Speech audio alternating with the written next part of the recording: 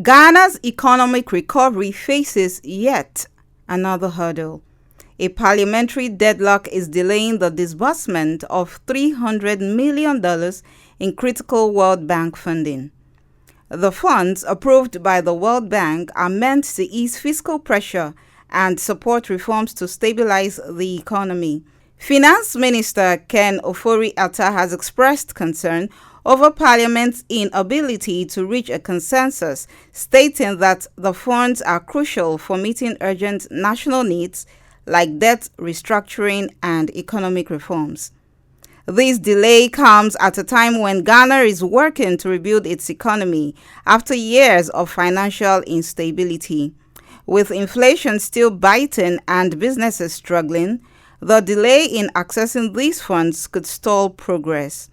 We asked experts how this deadlock could affect the economy and everyday lives. The deadlock in Ghana's parliament will have significant impact on the country's economy in the next year, especially after the elections, in that there are a lot of financial commitment that required Parliament to approve them.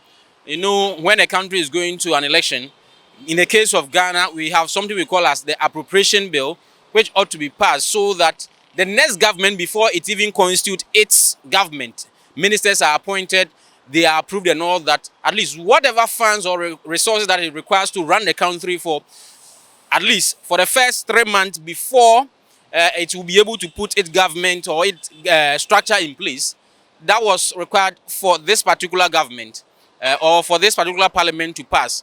But here we are, there is a deadlock in parliament, so it means that the administration of the country will be grounded next year if care is not taken. And that leads me to what Parliament should do immediately to address this particular concern. Parliament ought to sit immediately after the elections and make sure that some of these bills, some of these facilities, particularly the 300 million World Bank facility, will be passed so that the next government, be it the current government or opposition party, if they are able to win the elections, they will be able to continue and run the affairs of the country. As Ghanaians await a resolution, the question remains, how soon can our leaders put aside their differences to secure the nation's future? Stay tuned as we follow this developing story.